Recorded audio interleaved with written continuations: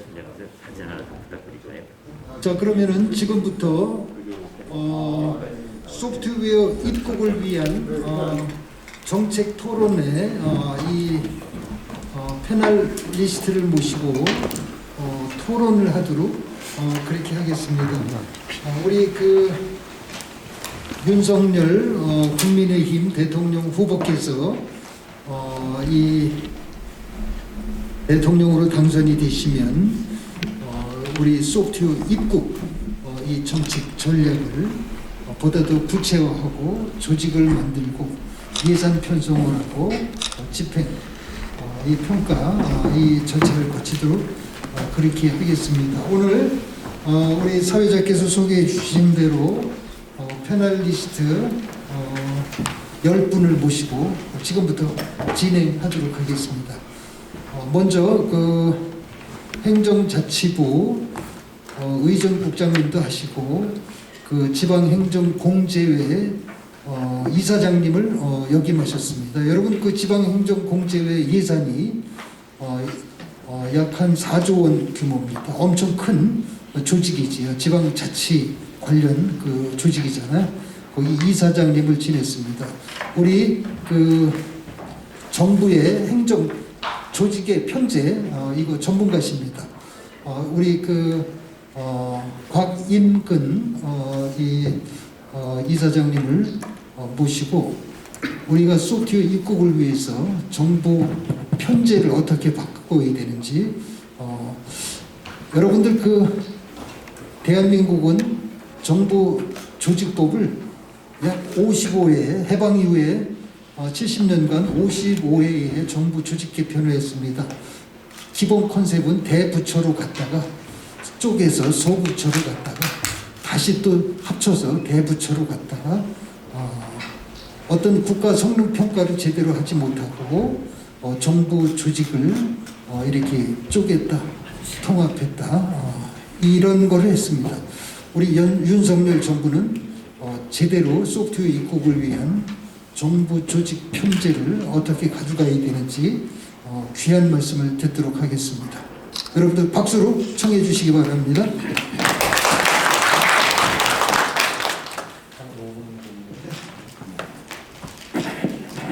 예, 너무 거창하게 소개를 해주셔서 좀 죄송하다는 생각도 드네요. 우선 제가 말씀드리는 순서는 일반적으로 조직의 현재 조직의 환경이 어떤 상황이 되어 있고 그다음 문제점이 뭐고 간단하게 외국의 사례는 그런 문제를 해결하기 위해서 어떻게 하고 있는지 간단히 짚어보고요. 이와 관련해서 소프트웨어 주도 소프트웨어 이니셔티브를 위한 어떤 조직을 어떻게 가야 할지에 대해서 간략하게 설명을 하겠습니다. 여러분도 잘 아시다시피 조직 환경은 현재 급속하게 환경이 변하고 여러 가지 사회적 난제가 계속해서 등장하고 있는 상황입니다. 그리고 최근에는 특히 바이러스 등 치료 등으로 인해서 더 복잡하고 더 위험성이 증가해가고 있는 상황이죠. 그래서 이런 상황에서 우리 정부가 추구해야 할 가치가 있습니다. 이럴 때는 민첩하게 대응을 하는 것이 굉장히 중요하게 이제 대두되고 있습니다. 그리고 코로나19 이후에 포스트 팬데믹 시대에 우리가 또 지속적으로 관심을 갖고 대응해야 될 것이 경제 위기와 대규모 실업난, 아까 350만 청년 실업을 해소하기 위해서 우리 소프트웨어 주도 입국을 해야 된다고 말씀이 계셨지만은 그와 동시에 디지털 트랜스포메이션이 가속화되고 또 이와 마찬가지로 미국과 중국의 예를 아까 말씀하셨지만은 세계 질서 재편과 탈세계화에 관한 이러한 경향이 있습니다. 이러한 상황에서 우리가 조직의 혁신을 어떤 방향으로 가야 되느냐, 적극적인 국가 역량이 강조되어야 되겠다. 그 다음에 데이터에 기반한 민첩한 정부, 효율성 있는 정부, 그 다음에 유연성 있는 정부, 그 다음에 예견성 있는 정부, 회복성이 가능한 정부. 그래서 이런 것이 다 소프트웨어하고 다 연결이 된다고 생각이 듭니다. 그동안 우리 정부 조직의 개편의 그 문제점에 대해서는 아까 그 교수님께서 말씀이 계셨기 때문에 생략하기로 하는데요. 가장 큰 문제점은 기능 중심의 계층제적 이 조직이 되다 보니까 조직 간의 이 사일로 형성으로 인해서 서로 그 협업이나 그다음에 이런 것이 좀 굉장히 어려웠습니다. 그래서 조직 간의 이기주의가 생기고 그래서 이런 게 가장 큰 문제점으로 대두가 됐고요. 그럼으로써 이제 불협화음도 생기고 또 조직 진단을 거치지 않고 이 정부가 바뀌면서 대규모로 조직이 바뀌는 상황이 있었다는 점을 문제점으로 볼 수가 있습니다. 그 외국의 사례를 보면은 외국의 사례 중에서 특히 부처 통폐합, 유사 정보 기능을 정리를 통해서 어떤 그 부처의 책임성과 업무 효율성을 강화하는 방안으로 외국의 조직 구조가 변화가 됐고요. 그 다음에 디지털 전담 부처를 신설 또는 강화하는 그런 방향으로 외국도 지금 가고 있다는 점, 이런 점을 말씀드리고 싶고, 또 한 가지는 업무 협업을 어떻게 하면 강화하기 위한 조직을 만드느냐, 이런 쪽으로 가고 있습니다. 시간이 부족하기 때문에 첫 번째로 조직 구조를 변화하는 과정 중에서 부처 통폐합은 특히 이제 미국의 경우는 2019년 6월에 트럼프 정부에서 조직 개편안을 포함해서 연방정부 개혁안을 발표하면서 그 디지털 트랜스포메이션을 통한 조직 개편이 필요하다는 취지로 OMB 지도하에서 32개의 정부 조직을 재구조한 방안을 발표했는데, 이 중에서 노동부와 교육부를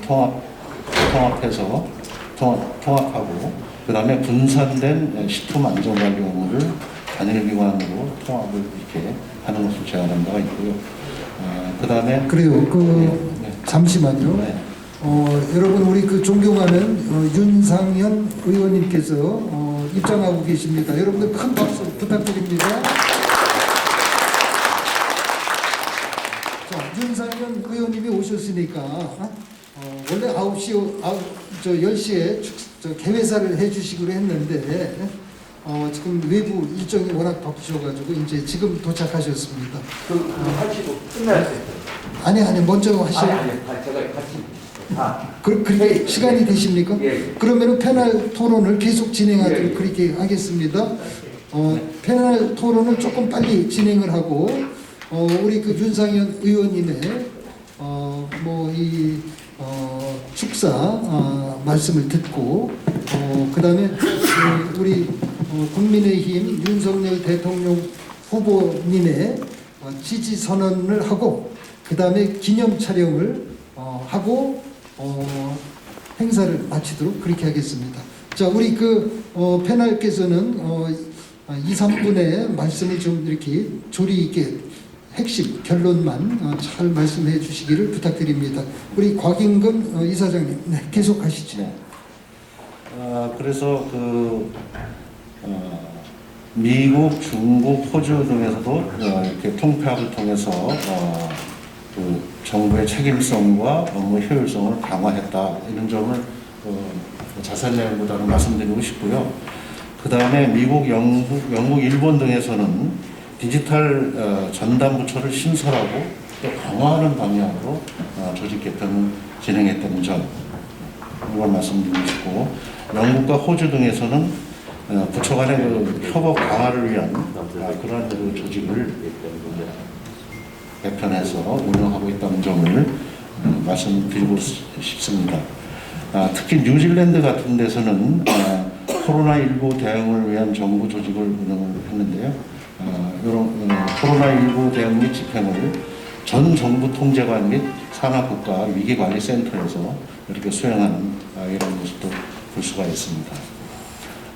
그래서 이러한 그 향후 이제 조직 관리의 방향으로서는 아까 타국의 사례에서 보듯이 정부 조직과 이제 새로운 방향 전환이 필요한데 기능 중심에서 문제 해결 중심으로 조직을 전환해야 되겠다. 그 다음에 신속성 있고 대응성 있는, 그 다음에 대응성 있게 문제 해결을 할 수 있는 이런 정부가 필요하다. 그 다음에 중복 기능은 조정하고 불필요한 규제를 완화해야 되겠다. 그 다음에 중요한 거는 데이터 기반, 증거 기반 정책을 강화시킬 수 있는 이런 조직이 필요하겠다. 그 다음에 부처 간, 그 다음에 섹터 간, 기능 간, 어떤 이런 사일로를 아까 모두 말씀드렸듯이 사일로를 극복하고 이런 관련된 협업 문제들을 좀 효율적으로 해결할 수 있는 그런 정보를 디자인해야 되겠다. 그 다음에 빅데이터와 AI 등으로 혁신적으로 변화되는 이러한 그 디지털 기술로 인한 조직 구조의 변화를 적용해야 되겠고 환경 변화에 잘 적응할 수 있는 이런 유연한 조직이 필요하다. 그래서 결론은 저는 앞에 그 조직 혁신의 그 원리를 적용해서 아까 이남 교수님께서도 말씀이 계셨지만 청와대에 소프트웨어 대통령 비서실에 소프트웨어 수석을 둬서 그 소프트웨어 입국을 위한 대통령의 어떤 그 강력한 정책 의지를 반영하고 또 관련 정책의 부서 간 어떤 그 부처 간의 협의 조정 이런 역할을 할 수 있는 그런 기능이었으면 좋겠습니다. 그다음에 내각에는 소프트웨어 전담원을 설치를 해서 이를 집행할 수 있는 어떤 그 체계를 만들었으면 좋겠습니다. 네, 감사합니다. 우리 그 곽임근 행정자치부 산하의 지방재정 공제조합이 있습니다. 거기 이사장님을 오래 하신 우리 편제 행정자치부의 조직 편제 전문가십니다. 말씀의 핵심은 그겁니다. 우리 시대 정보 시대잖아요. 우리가 소프트웨어 입국을 위해서 소프트웨어 주도로 우리 국가 대혁신을 하기 위한 정부 조직을 만들어야 된다. 이런 말씀이셨습니다. 박수 부탁드립니다. 자, 다음은 그 우리 한국정보시스템감리인협회 전 회장님이시고 한국정보기술감리단 대표이사이신 우리 이우영 사장님, 박사님을 빌어서 그동안 우리가 전자정부를 하면서 이 감리, 정보시스템 감리를 개발 감리만 했는데 개발 감리만 가지고는 우리 정부 IT 기반 우리 행정 서비스, 대국민, 대기업 서비스의 품질을 확보할 수 없다. 오퍼레이션, 운영 감리, 오퍼레이션 오디팅, 운영 감리도 해야 된다. 그 운영 감리 관련해서 짧게 한 말씀 부탁드립니다. 네, 감사합니다. 우선 그 국가의 정보와 그 예산에 대해서 먼저 한번 보겠습니다. 지금 정보와 예산이 약 3조 5천억이 그 전자정보 예산이 되겠습니다. 그 중에 사업 개발과 구축 비용은 약 1조 5천억, 그 다음에 운영 유지 보수 시스템을 운영하고 유지하는 데는 약 2조 3천억. 그래서 지금은 그 개발 구축보다 그 시스템을 운영하는 데 비용이 60% 이상 정부 예산이 들어가고 있습니다. 그런데 과연 그 운영되고 있는 시스템에 대해서 관리는 제대로 하고 있는가? 아주 미흡하다 이렇게 생각을 합니다. 우리가 몸도 건강 진단을 해서 주기적인 점검이 필요하면 100살을 살 수 있고 또 자동차도 주기적인 점검을 하면 10년 이상을 쓸 수 있듯이 우리 정보 시스템은 지금 우리나라 생명 주기를 5년으로 정부가 보고 있습니다. 5년 만에 시스템을 갈아치우는 것은 엄청난 예산의 낭비다 이렇게 보고 있습니다. 그래서 우리는 구축 사업에 대해서는 2006년도부터 그 의무 감리가 되어 있습니다. 그래서 건축 감리처럼 만드는 것에 대해서는 감리를 반드시 하도록 이렇게 2006년도에 되어 있는 바, 그런데 운영하고 있는 시스템에 대해서는 아직도 운영 감리를 의무화하고 있지 않습니다. 정보 시스템이 한번 무너지면 우리는 재난이 아니고 재앙으로 발전한다 생각을 합니다.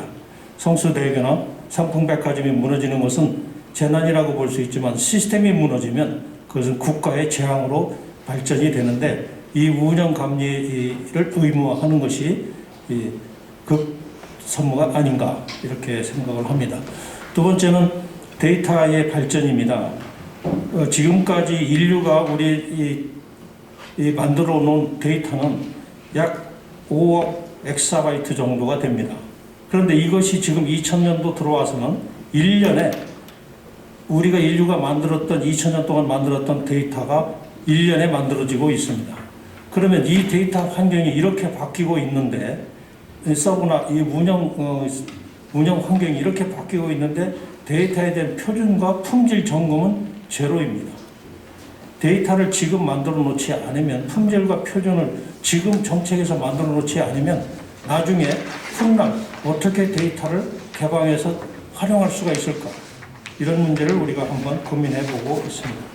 데이터 품질과 표준과 진단을 의무화시켜서 너무 데이터 기술 투자에 나가면 예산을 쓰고 있는데 그게 아니라 데이터를 운영하기 위한 표준과 품질을 의무화해서 진단을 해서 가지고 가야 앞으로는 지금 엑사바이트지만 앞으로는 제타바이트에 대한 이야기가 바로 나올 수 있을 거라고 합니다. 엊그저께 테라바이트 우리가 얘기를 했는데 그것이 먼 과거가 되어버리고 이제 제타바이트로 가고 있는 시대에 국가 데이터의 표준과 품질은 지키는 것은 그건 당연한 거라 하겠습니다. 그래서 의무 시스템의 운영, 의무감리, 그 다음에 데이터 표준과 품질에 대해서 의무화를 하는 것이 국가의 지금 당면한 과제가 아닌가 이렇게 생각합니다. 간단히 말씀드렸습니다. 네, 감사합니다. 우리 이우영 회장님께서 말씀은 개발 감리는 법적으로 예산 편성이 되는데 운영 감리도 법적으로 예산 편성을 해서 해야 우리 정부의 대국민 대기업 행정 서비스가 품질 확보가 된다 이런 주장을 하셨고 특히 이 데이터가 엄청난 규모로 쌓이는데 이 데이터 퀄리티 매니지먼트 차원에서 데이터 퀄리티 어슈런스를 위한 제도도 감리 차원에서 도입이 된다 이런 말씀을 해주셨습니다. 큰 박수 부탁드립니다. 다음은 우리 IT 사단법인 한국 IT 서비스 산업협회 우리 상근 부회장님이십니다. 우리 최효근 부회장님께서 이 IT 서비스 기반으로 우리 비즈니스 서비스를 어떻게 해갈 수 있는지 죄송한데 시간이 없어서 2분만 좀 말씀 요약해서 결론만 좀 얘기해 주시기 바랍니다. 고맙습니다. 일단 이런 자리를 마련해 주신 이남현 교수님하고 관계자 여러분께 감사드립니다. 저희는 저희 협회의 어떤 의견보다도 저희는 소프트웨어 관련 단체 14개 단체가 정기적으로 모임을 하면서 의견 조율도 하고 어떤 소프트웨어 산업 발전을 위해서 논의를 하고 있습니다. 그래서 제안서 33페이지부터 저희가 쭉 있는데 저희는 14개 단체에 총 5만여 개의 소프트웨어 기업과 종사자 한 40만여 명이 종사하고 있는 연합체 형태를 띄고 있습니다. 그래서 이번 대선을 맞이해 20대 대선을 맞이해서 우리 차기 정부를 구성할 정당의 정책 제안을 하고 있습니다. 그래서 우리 국민의힘에도 기존에 원희룡 본부장님한테 전달한 경험이 있고요. 다음 주 22일 날 구체적인 간담회를 또 갖기로 했습니다. 오늘 이 자리에서는 전체적으로 상세한 거는 정책 보고서에 있겠지만은 대표적인 거를 먼저 말씀드리겠습니다. 저희 대한민국 디지털 경쟁력을 좌우하기 위해서는 ICT 저희가 2대 분야, 2대 분류, 5대 분야, 10대 과제를 저희가 제안을 했습니다. 5대 분야는 일단 미래 일자리에 대해서 100만 소프트웨어 인력 양성을 해야 되는 방법론하고 같이 제안을 했고요. 또 중소, 강소기업 소프트웨어 인력 확보가 돼야 된다고 봅니다. 지금 소프트웨어는 대기업이 수용하고 활용을 하지만은 전문 스타트업 기업들이 미래를 창출하는 새로운 소프트웨어 개발을 하고 있습니다. 여기에 따른 인력 문제가 굉장히 중요한데요.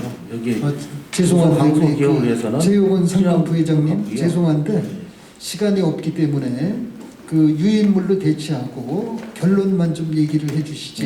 네네. 유인물로 대치를 하면 돼요. 유인물이 프로시딩스에 우리 최효근 상금 부회장님의 기조발제가 있습니다. 그걸로 대치하도록 그렇게 하겠습니다. 그래요. 10초만 마무리 말씀. 네. 마지막으로 저희는 제도가 미래 산업을 총괄하는 거기 때문에 모든 정책 제도가 네거티브 형태를 바뀌어야 됩니다. 지금 법제도가 포지티브이기 때문에 저희 디지털 쪽에는 굉장히 그 제약이 많습니다. 그리고 두 번째는 아까도 어느 분이 예산 얘기를 하셨는데 선진국을 보면은 전체 총 예산의 3% 이상의 전자정보 사업 예산을 수용을 하고 있습니다. 근데 저희 쪽 금년 예산을 보면 총 예산 604조인데 IT 관련 예산은 4조, 약 4조 정도밖에 안 됩니다. 점점 1%도 안 되는 예산을 가지고 디지털 입국을 하겠다는 건 어불성설이기 때문에 예전 정부에서는 3% 이상을 꼭 달성을 하겠다고 했습니다. 그래서 전체 예산의 3%에서 4%까지는 의무적으로 정부와 예산으로 투입을 해야지 그 본 공약이 실현될 것 같고요. 또 하나는 우리가 CIO 했는데 정부 CIO가 예전에는 정보통신부가 정부 CIO 역할을 했었습니다. 근데 전자정보 사업이 되면서 행안부하고 기재부하고 지금 과기정통부가 서로 그 CIO라고 얘기를 합니다. 컨트롤 타워 자체가 없기 때문에 예전에 디지털 전환을 하기 위해서는 강력한 부처가 있어야 되는데 예전에 이제 경제기획원 같은 스타일로 디지털 사회경제기획원을 강력하게 만들어갖고 종합적으로 전 분야에 걸쳐서 디지털 전환 계획을 수립을 하고 추진을 하지 않으면은 이것도 그 소프트웨어 광고 가는데 굉장히 부회장님 좋습니다. 오케이. 세 가지는 꼭 그 정책적으로 건의를 하고 싶습니다. 그래. 오케이. 여러분들 그 우리 최효근 상금 부회장님한테 충분한 시간을 못 드렸는데 그 유인물을 참고해 주시기 바랍니다. 다음은 우리 그 사단법인 한국 IT 소프트웨어 총연합회 조풍현 상임 공동의장님을 모시고 한 말씀 듣도록 하겠습니다. 우리 조풍현 박사님도 말이 길은데 2분으로 제가 제약을 하도록 그렇게 하겠습니다. 자, 스탑워치입니다. 시작해 주세요. 네, 명칭이 그 한국 소프트웨어 ICT 총연합회고요. 지금 명칭이. 저는 이제 첫 번째로 우리 윤 의원님 모시고 있기 때문에 이게 인수위까지 연결이 안 되면 정책이 잘 안 되는 걸로 제가 알고 있고요. 저 취재를 해보면 이 송명선 여기 실장님이나 이남희 교수님이 인수위에 좀 가서 전문가가 가서 정책이 좀 연결이 됐으면 좋겠고요. 두 번째는 이제 비대면 시대에 가장 중요한 것은 이제 분업화 전문화라고 봅니다. 그래서 분업화 전문화 부분이 절실하게 이제 필요하고 일본의 장수 기업이 33,000개, 미국이 13,000개, 독일이 1만 개가 됩니다. 우리나라 8개밖에 안 됩니다. 100년 된 기업이. 그 다음에 우리 그 상용 소프트웨어나 ICT 제품들이 인증받은 제품이 CCGS, 우수 조달, NET 이런 제품들이 약 2만 개가 넘습니다. 그래서 우리나라가 여기 디지털 플랫폼 정보를 실현하기 위해서는 분업화 전문화가 절실히 필요하고 디지털은 곧 소프트웨어 ICT를 얘기를 합니다. 개념이. 그래서 이런 상용 제품들이 글로벌 초월 제품으로 성장할 수 있도록 적극적으로 지원해야 한다. 이것이 그냥 공정별로 지원이 아니라 전주기로 쭉 연결해서 그러기 위해서는 분리발주 이런 것들을 좀 적극적으로 해줘야 하고요. 2단계 경쟁 입찰이나 적격가 입찰, 최저가 입찰 60%, 80% 이하로는 이런 입찰 방식을 완전 폐지를 해야 합니다. 이 소프트웨어 ICT 부분은. 그래서 그래야만이 수출 지금 이 소프트웨어 부분이 한 149억 달러라는데 1,000억 달러를 할 수 있다. 지금 우리가 지난해 기준 역대 가장 많은 수출을 했죠. 6,445억 달러. 그 다음에 2조억 달러의 GDP를 실현하고 있습니다. 우리 미래에는 디지털에 있기 때문에 디지털 실현을 위해서는 글로벌 초월 제품을 어떻게 육성할 것이냐. 이 부분이 굉장히 중요하다고 봅니다. 시간이 제한되어 있으니까요. 오케이. 그래요. 고맙습니다. 우리 그 조풍현 공동의장님은 현재 메타빌드 주식회사의 대표이사입니다. 우리 메타빌드는 ESB, EAI, 뭐 MCI 이런 미들웨어 국내 최대 기업이고 최고 전문 기업입니다. 우리 그 조풍현 박사님의 좋은 멘트 감사드리는 의미에서 큰 박수 부탁드립니다. 자, 다음은 그 사단법인 한국 IoT 산업협회 회장으로 계시는 우리 그 권황섭 회장님을 모시고 이 IoT 산업이 우리 소프트웨어 입국에 어떤 역할을 할 수 있는지 좋은 정책 제안을 듣도록 죄송한데 2분으로 제안하도록 하겠습니다. 예. 네. 시간이 너무 짧아서. 그러게요. 네. 먼저 소프트웨어 이니셔티브 또는 과학기술의 입국 슬로건을 가지고 있는 우리 윤석열 후보의 가장 중요한 요소가 공정입니다. 이제 이 공정을 우리 정부 예산에 대입해 보면 정부 올해 R&D 예산이 30조인데 그 외에 디지털 뉴딜 자금이 20조에서 100조까지 나와 있고 이미 얼마나 썼는지 우리 정부 발표도 없고요. 그래서 이제 지금 우리 협회 산하에 한 4,500개 업체들이 보면 정부 R&D 받아본 회사들이 거의 없어요. 어느 쪽에 한쪽으로 몰리고 있다는 거예요. 소위 말하는 정부 예산 따먹기 그 전문 기술자들이 국내에 판을 치고 있고, 그러니까 이러한 정부 R&D 그 예산의 결정을 내릴 때 그 주도권을 정부에 맡겨놔서는 안 되겠다. 이게 민간으로 가져와야 되겠고, 민간은 현장 중심으로 해야 되겠고, 이제 이러한 것을 민관 합동 상설 기구를 만들어야 되지. 이걸 규제를 강하게 해야 되겠다. 그 나쁜 예로 문화부 지금 장관 산하에 콘텐츠 진흥원이라고 있어요. 거기에 보면 그 진흥원장이 차관급인데 그 뭐 코미디언 운전 기사 하는 분이 그 진흥원장을 하고 있었어요. 작년 한 3년간. 그 물론 전국 그 정부기관 그 경제평가에서 3년간 내리 꼴찌를 한 게 이제 콘텐츠 진흥원인데 그런 사례가 있고, 가기부 역시도 그 어떠한 그 아이템 또 정책 결정을 할 때 보면 밀실에서 해가지고 저희들 그 IoT 산업협회하고 마찰이 된 일이 여러 번 있었는데 그 역시 공정치 못하다. 그래서 그러한 공정한 잣대를 들이댈 수 있는 이런 상설기구가 필요하다. 예를 들어서 한 정권이 여기 우리 그 윤석열 후보도 정권을 잡으시면 자기 임기가 5년으로 보면 150에서 200조의 돈을 현금을 써 없애거든요. 그랬을 때 그게 과연 공정하게 사용되고 그게 결국 국가의 자산은 남느냐. 저희들이 악평을 하면 70~80%는 이미 돈은 날아간다고 봐요. 그 피 같은 돈이. 그래요. 그래서 그런 상설 기구가 회장님 마무리 필요하다. 부탁드립니다. 그런 그 제안을 드리고 싶습니다. 그래요. 우리 그 권항섭 우리 회장님께서 아주 좋은 말씀을 해주셨습니다. 이 정부의 그 산하 연구소, 정부 산하 기관들이 워낙 방만하기 때문에 지금 국가 R&D 자금은 엄청난 규모임에도 불구하고 실질적인 수요 기업으로 그 R&D 자금이 갖지 못하고 정부 산하 아까 콘텐츠 진흥원 무슨 뭐 정보화진흥원 뭐 인터넷진흥원 무슨 뭐 정보산업진흥원 정부 산하 이 공공기관이 너무나 방만하게 운영되고 있어서 이 R&D 자금이 필요로 하는 우리 중소벤처기업에 R&D를 진짜 하는 중소벤처기업에 흘러들어가지 못하고 있다. 이런 문제, 아주 중요한 문제를 지적해 주셨습니다. 우리 권항섭 회장님께 큰 박수 부탁드립니다.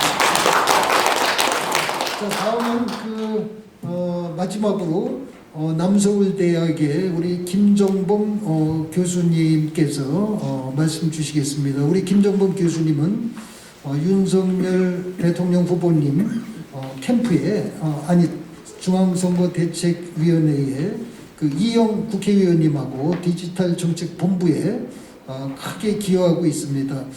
이영 국회의원님께서 오늘 오시기로 했는데 지금 못 오고 계신데 이영 의원님께서는 그 디지털 정책본부를 통해서 과거 드루킹 이 불법 댓글 조작 사건 킹크랩 사건 있잖아요. 그거를 막기 위한 그런 엄청난 노력을 하고 계시다는 말씀을 참고로 드립니다. 여러분 신남성연대라고 들어보셨지요? 우리 윤석열 후보님의 강력한 이 서포터가 신남성 연맹입니다. 지금 회원이 뭐 한 100만 명 된다고 그러지요.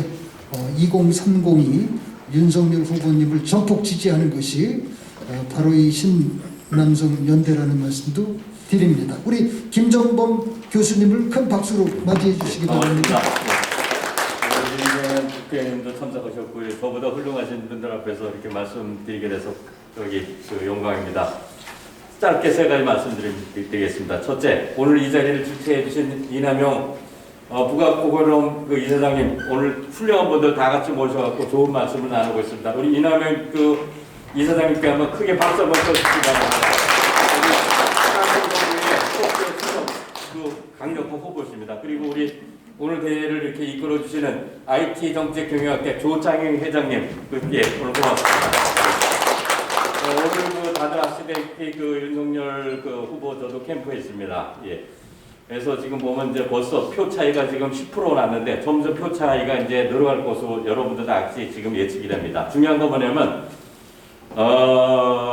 공정선거를 해야 됩니다. 그게 관건입니다. 그게 관건입니다. 제가 모여서 같이 토론하고 같이 이제 다니고 유세행도 가보시겠지만 공정선거가 관건입니다. 공정선거를 하면 세 가지를 해야 됩니다. 첫째, 여러분들 사전선거, 사전투표 하지 마시고 선거 당일날 꼭 투표하셔야 됩니다. 선거 당일날. 두 번째, 여기 계신 분들이 모두 윤석열 국회의원님도 계시지만 주위에 중도표를 다 끌고 오셔야 됩니다. 한 분당 중도표를 최소한 300명씩 끌고 오시면 됩니다. 300명씩 중도표. 중도표가 누구냐? 40대, 50대 초반입니다. 중도표를 끌고 오셔야 됩니다. 그 다음에 두 번째 뭐냐? 여러분들이 각자가 선거관리인이 되셔갖고 선거의 공정성, 선거의 중립성을 지키도록 여러분들 모두가 선거관리 감시단이 되셔야 됩니다. 마지막으로 우리 여기 계신 모든 분들이 대한민국 과학 발전, 소프트웨어 발전의 중심에 대해서 우리 차기 정부, 우리 윤석열 대통령 정부의 우리 중심이 될 것으로 믿어지지 않고 모두가 힘을 합쳐서 우리 새로운 대한민국을 만들어 봅시다. 감사합니다.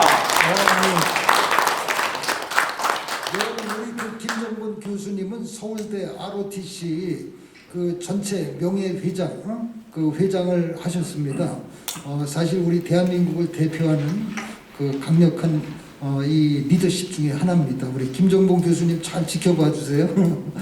자, 그러면 이상으로 펜날 토론을 마치고 우리 존경하는 윤상현 후보님의 축사를 듣고 지지 선언을 하고 기념 촬영을 하고 국회의원 식당으로 이동하도록 그렇게 하겠습니다.